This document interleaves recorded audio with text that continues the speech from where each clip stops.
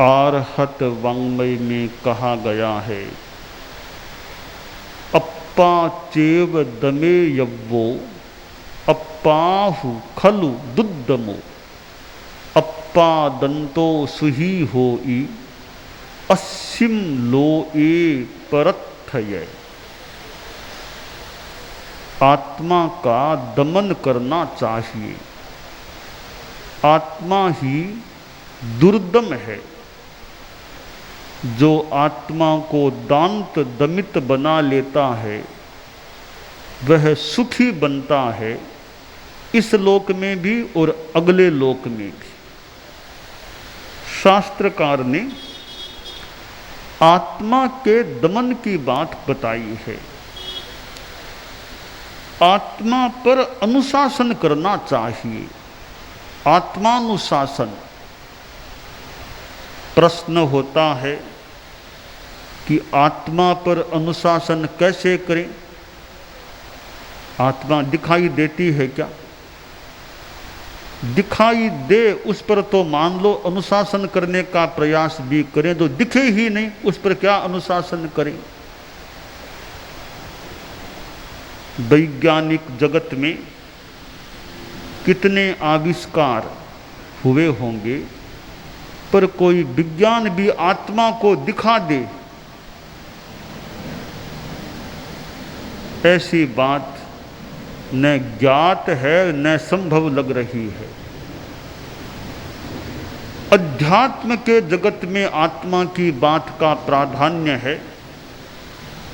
विज्ञान का अपना क्षेत्र है। अध्यात्म और विज्ञान दोनों में अंतर है या समानता है? अगर मेरा मंतव्य सही है तो मुझे लगता है असमानता काफी है अध्यात्म और विज्ञान में। असमानता कैसे? देखिए, अध्यात्म के शास्त्र में राग द्वेष मुक्ति की साधना की बात आती है। विज्ञान में कोई राग द्वेष मुक्ति की साधना की बात है क्या? यह पार्थक्य है। अध्यात्म में मोक्ष प्राप्ति की बात, मोक्ष को लक्ष्य बनाया गया। क्या किसी भी वैज्ञानिक का विज्ञान के द्वारा मोक्ष में जाने का लक्ष्य है क्या? तो यह कितनी भिन्नता। अध्यात्म में सम्यक दर्शन, सम्यक ज्ञान, सम्यक चारित्र की साधना से आत्म कल्याण की बात है। क्या विज्ञान में कोई आत्म कल्याण की बात या सम्यक दर्शन, ज्ञान, चारित्र की साधना की बात है क्या? तो कितना बड़ा अंतर है अध्यात्म और विज्ञान में। तो हाँ, कहीं कोई एक बिंदु पर लाने का जैसे तैसे प्रयास करें खींचतान करके, तो इतना प्रयास करके जाना जा सकता है कि अध्यात्म में भी सत्य की खोज होती है, सत्य की प्राप्ति होती है। विज्ञान भी अपनी सीमा में कुछ अंश में सत्य की शोध या सत्य अन्वेषण का प्रयास करने वाला है। यह थोड़ी सी वे भी थोड़ी खींचतान करके कुछ बिठाएं तो कुछ एक समानता की बात हो सकती है। तो काफी अंशों में अध्यात्म का जगत अलग है और विज्ञान का जगत अलग है, ऐसा प्रतीत हो रहा है। खैर, आत्मा पर अनुशासन कैसे किया जाए? कोई आदमी सामने दिखाई दे, उस पर तो फिर भी अनुशासन करने का प्रयास करें, कुछ उसको डांटें, कहें, समझाएं, कंट्रोल में रखें। तो दिखे ही नहीं उसको कैसे कंट्रोल में करें? एक कठिन बात है कि अदृश्य पर कंट्रोल, अनुशासन कैसे करें। परंतु कनेक्शन होता है, कनेक्शन। बल्ब जलता है तो कहीं कनेक्शन है तब जलता है। तो आत्मा पर अनुशासन का भी कुछ कनेक्शन है। वो कनेक्शन क्या है? शरीर, वाणी, मन और इंद्रियां, इनके साथ आत्मा का कनेक्शन है, आत्मा का लिंक जुड़ा हुआ है। एक्यूप्रेशर करने वाले हाथ में कहीं कुछ दबाते हैं, उसका प्रभाव कहाँ पड़ता है, कौन से अंग पर वह प्रभाव छोड़ता है, कनेक्शन है, संबंध है। तो आत्मानुशासन में आत्मा के साथ शरीर, वाणी, मन और इंद्रियों का मानो किसी अंश में कनेक्शन है।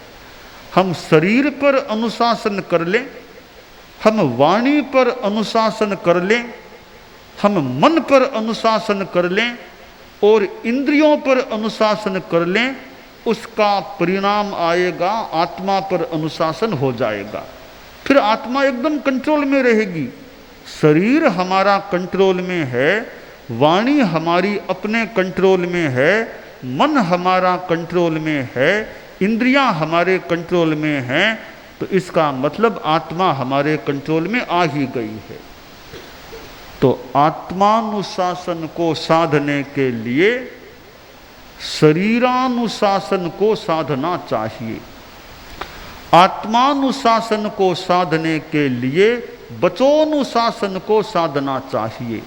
आत्मानुशासन को साधने के लिए मनोनुशासन को साधना चाहिए और आत्मानुशासन को साधने के लिए इंद्रियानुशासन को साधना चाहिए। जो इस प्रकार आत्मा का दमन कर लेता है वह आदमी दुनिया में सुखी होता है, क्योंकि दुख का कारण हमारे भीतर में ही है। हमारा यह आत्मा का अननुशासन, आत्मा का अनियंत्रण, यह दुख का कारण है। अपने आप का निग्रह करें। एवं दुखापमोक्षसी पुरुषा अत्तानमेव अभिनिबिद्ध एवं दुखापमोक्षसी। हे पुरुष, तुम अपने आप का अभिनिग्रह करो, अपने आप पर नियंत्रण करो, इस प्रकार तुम दुख से मुक्त हो जाओगे।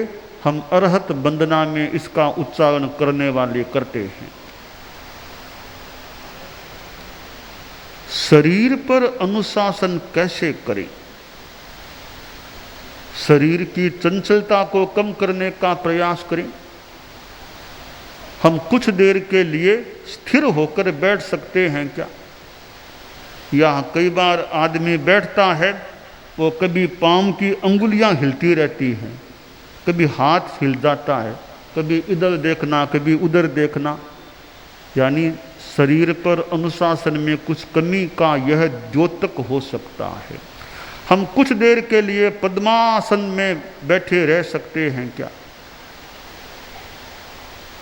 हम सोते हैं तो सोते सोते भी स्थिरता में रह सकते हैं क्या? वरना बार बार हलन चलन शरीर में होता है क्या? या नहीं होता है? तो शरीर की स्थिरता के रूप में शरीर पर अनुशासन का अभ्यास करना चाहिए। और हम देखें कि शरीर के तंत्र पर भी हमारा कुछ अनुशासन है क्या? हालांकि कुछ तो हाथ की बात नहीं, फिर भी एक आदमी को बार बार सोच के लिए जाना पड़ता है, दिन में 4 बार 5 बार 6 बार, यानी कहीं शरीर पर अनुशासन में कमी है या कोई गड़बड़ी है तंत्र में, वरना बार बार सोच के लिए क्यों जाना पड़े? तो वो भी एक किसी प्रयोग से किसी तरह अनुशासन हो जाए कि बार बार सोच के लिए न जाना पड़े। तो मुख्य बात है कि शरीर को पाप में जाने से बचाना, अशुभ योगों में जाने से शरीर को बचाना। एक करण एक योग करूं नहीं काया से, हिंसा शरीर से न करूं, शरीर से झूठ बोलने का समर्थन या उसमें संलग्नता न करूं, शरीर से चोरी न करूं, शरीर से ऐन्द्रिक भोग न भोगूं, ऐसे शरीर से परिग्रह का संग्रहण न करूं, शरीर से रात्रि भोजन न करूं। तो यह संकल्प है कि शरीर से पाप नहीं करना, यह मूल चीज है शरीर पर अनुशासन की। हम ऐसा शरीर अनुशासन करने का प्रयास करें कि शरीर से पाप करने से बचने का अभ्यास हो जाए। वाणी से भी पाप न करें, वाणी से ऐसी जबान न बोलें कि व्यर्थ किसी को कटु लगे, तकलीफ हो जाए। क्यों किसी को कड़ी जबान कहने का दुष्प्रयास करें। जबान हमारे पास है तो जबान को अच्छे प्रयोग में लें। कटु वचन बोल करके, असद भाषण बोल करके क्यों कर्मबंध का प्रयास करें। तो वाणी से अशुभ प्रवृत्ति नहीं करना, कटु वचन नहीं बोलना, यथार्थ भाषण नहीं करना, यह वाणी पर अनुशासन हो जाएगा। और मन पर अनुशासन, मन में राग द्वेष के भाव न आए, प्रियता अप्रियता के राग द्वेष के भाव न आए, पर शांत हैं। जो भी स्थिति आ रही है, ज्ञाता दृष्टा भाव, जान लिया, देख लिया, प्रतिक्रिया या राग द्वेष की प्रतिक्रिया में न जाना। और मन की चंचलता को कम करने का प्रयास करें, यह मनोनुशासन हो जाएगा। वरना हमारा मन तो कितना चंचल है। हम चलते हैं, मन में कितने विचार आते हैं, चलते चलते कितने विचार। हम भोजन करते हैं तो भी मन में विचार आ जाते हैं, रात को लेटते हैं तो भी मन में कितने विचार आ जाते हैं, शौच के लिए जाते हैं, शौच के टाइम भी कितने विचार दिमाग में आ जाते हैं। ये मन की हमारी चंचलता है, इस चंचलता को भी कम करने का प्रयास करें। मनोनुशासन की ओर हमारी गति हो सकती है। इंद्रियों पर अनुशासन करें, हम कान का संयम करें। कान से क्या सुनने का प्रयास करते हैं। आदमी का मन खूब अच्छे फिल्मी गाने सुने, अच्छे लगते हैं फिल्मी गाने, वहाँ रागात्मकता है, मतलब इंद्रियानुशासन में कमी है। बढ़िया रूप देखने को मन ललचाता है, आंखें रूप देखने का प्रयास करती हैं राग भाव से, तो इंद्रियानुशासन में कमी है। सेंट आदि इत्र आदि में ज़्यादा रुचि राग भाव से, वह भी इंद्रियानुशासन की कमी। पदार्थों को खाने में ज़्यादा आकर्षण, शरीर को अपेक्षा नहीं, फिर भी खाने का प्रयास क्योंकि मनोज्ञ पदार्थ है, यह भी इंद्रियानुशासन में कमी। और त्वचात्मक भोग में अभिलाषा, यह भी इंद्रियानुशासन में कमी। तो जो इंद्रियानुशासन में कमी है उसको कम करने का और राग द्वेष के भावों से बचने का प्रयास करें। इंद्रियानुशासन की दिशा में गति हो सकती है। परम पूज्य आचार्य भिक्षु ने तो इंद्रियों पर भी प्रकाश डाला है। इंद्रियवादी की चौपाई एक ग्रंथ है भिक्षु स्वामी का, और वहाँ इंद्रियों पर प्रकाश। इंद्रियां है, अपने आप में इंद्रियां कोई बुरी नहीं है। इंद्रियां तो भाव इंद्रियां क्षयोपशम भाव है, क्षयोपशम से तपस्या साधना से मिलने वाली उपलब्धि है। इंद्रियां तो विकास है जीव का, एक इंद्रिय की अपेक्षा द्विंद्रिय का विकास है, द्विंद्रिय की अपेक्षा त्रिंद्रिय का विकास है, त्रिंद्रिय की अपेक्षा चतुरिंद्रिय ने विकास किया है, चतुरिंद्रिय की अपेक्षा पंचेंद्रिय का विकास, ये विकासवाद है, विकास हुआ है। पर ये इंद्रियां जब राग द्वेष में भोग में जाती हैं तो ये इंद्रियां कर्म बंध का निमित्त कारण बन जाती हैं। तो हम इंद्रियों पर भी अनुशासन करने का प्रयास करें। इन सब का समुच्चय होगा आत्मानुशासन। आदमी यह सोचे एगो में सास ओ अप्पा नान दंसन संजु ओ शेषा में बाहिरा भावा सब्बे संजोग लक्षणा। एक मेरी आत्मा शाश्वत है जो ज्ञान दर्शन स्वभाव वाली है, बाकी के जो बाह्य भाव हैं वे संयोग लक्षण हैं। जिसका संयोग होता है उसका वियोग भी होता है, हो सकता है। हमारे संबंध है संसार के, कोई बेटा है, कोई बाप है, कोई भाई है, कोई कुछ है, कोई कुछ है, ये संयोग हैं। और संयोग हैं तो कभी न कभी वियोग में भी बदलने वाले हो जाते हैं। तो हम एक मेरी आत्मा शाश्वत, मैं आत्मा हूं, दूसरे परिजन के लोग हैं। नालम ते तव ताना एवा शरणा एवा, तुमम पिते सिम नालम ताना एवा शरणा एवा। ये परिजन लोग हैं, तुम्हारा त्राण शरण करने में सक्षम नहीं है, तुम भी उनका त्राण शरण बनने में सक्षम नहीं हो। तुम्हारे अपने कर्म तुमको भोगने, उनके अपने कर्म उनको भोगने होते हैं। कौन आड़ा आ सकता है अंतिम रूप में? अनाथी मुनि के साथ और क्या हुआ था? उन्हें अत्राणता दिखाई देने लगी। जब राजा श्रेणिक गया, मुनि को देखा साधना में, सोचा रे युवा अवस्था का यह साधु अभी क्यों घर बार छोड़ के संत बन गया। मुनि से पूछा कि मुनि जी यह क्या बात, यह तो भोग भोगने का समय है, अभी युवा अवस्था में हो, अभी साधु क्यों बने हुए हो? मुनि जी बोले क्या करूं, अनाथ था इसलिए साधु बन गया। अरे मेरे राज्य में कोई अनाथ, तो अनाथ होने के कारण से तुमको साधु बनना पड़ा, ये शर्म की बात है मेरे लिए कि मेरे राज्य में किसी को अनाथता का अनुभव हो, उसको साधु बनना पड़े। कहा मुनि जी चिंता मत करो, चलो संसार में आपका नाथ मैं बनता हूं। मुनि जी बोले तुम तो खुद अनाथ हो, मेरे क्या नाथ बनोगे तुम?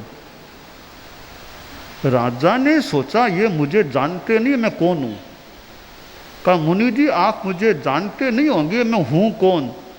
मैं सम्राट हूं, मगध का सम्राट, मेरे क्या कमी, मैं क्यों नहीं नाथ बन सकता? मुनि जी बोले मैं आपको जानता हूं आप कौन है, मैं फिर भी कहूंगा आप खुद अनाथ हो, मेरे क्या नाथ बनोगे? मुनि जी ने कहा आप मेरी कथा सुनिए थोड़ी सी, मैं कैसे अनाथ।